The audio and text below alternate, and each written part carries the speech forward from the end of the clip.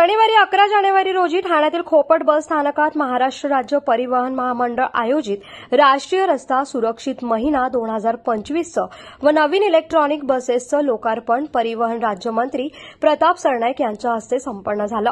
या कार्यक्रमास वाहतूक शाखेचे उपायुक्त पंकज शिरसाट, राज्य परिवहन महामंडळाचे उपाध्यक्ष व व्यवस्थापकीय संचालक माधव कुसेकर, महाव्यवस्थापक नितीन मैन, प्रादेशिक व्यवस्थापक यामिनी जोशी, उपमहाव्यवस्थापक श्री मांडके, ठाणे जिल्हा शहर दैनिक पत्रकार संघाचे अध्यक्ष आनंद कांबळे यांच्यासह अनेक मान्यवर या ठिकाणी उपस्थित होते।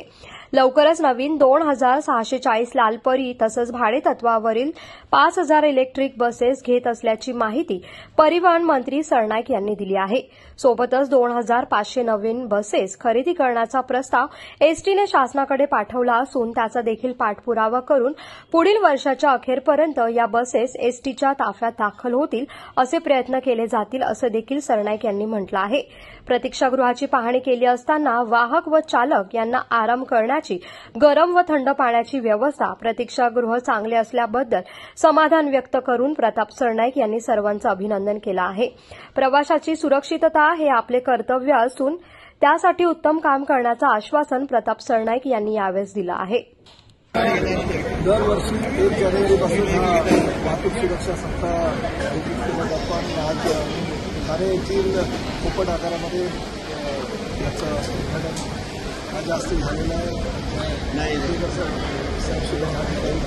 सुद्धा उपस्थित आहे आणि प्रामुख्यानं रस्ते सुरक्षा अभियान राबवत असताना ड्रायव्हरने काय काळजी घ्यावी, कंडक्टरने काय काळजी घ्यावी याची माहिती सुद्धा आमच्या अधिकाऱ्यांच्या माध्यमातून त्यांना दिली जाणार आहे। प्रामुख्यानं एसटी महामंडळ आज तोट्यामध्ये होत असताना सुद्धा अनेक सुविधा राज्य शासनाच्या माध्यमातून या महामंडळाला दिल्या जातात, परंतु शेवटी परिवहन मंत्रीची जबाबदारी आमचे उपमुख्यमंत्री एकनाथ शिंदे साहेब यांनी माझ्यावर जी दिलेली आहे ती काहीतरी जाणीव ठेवून त्यांनी दिली असेल आणि त्यामुळे जे तोट्यात गेलेलं महामंडळ आहे ते कसं आपल्याला तोट्यात जाणार नाही याची काळजी घेण्याची जबाबदारी सुद्धा भविष्यामध्ये आम्ही सगळेजण घेणार आहोत, एकत्रितपणे काम करणार आहोत। आज ठाणे आगारासाठी 17 बसेस आलेल्या आहेत नवीन आणि अजूनही जवळजवळ 33 बसेस या महिन्याभराच्या कालावधीमध्ये येणार आहे। म्हणजे ठाण्याला जवळजवळ 50 बसेस मिळणार आहेत। नवीन अनेक 2,500 बसेसच्या आसपास आम्हाला बसेस येत असताना महाराष्ट्रातील कानाकोपऱ्यामध्ये आमच्या बसेस कशा पोहोचतील आणि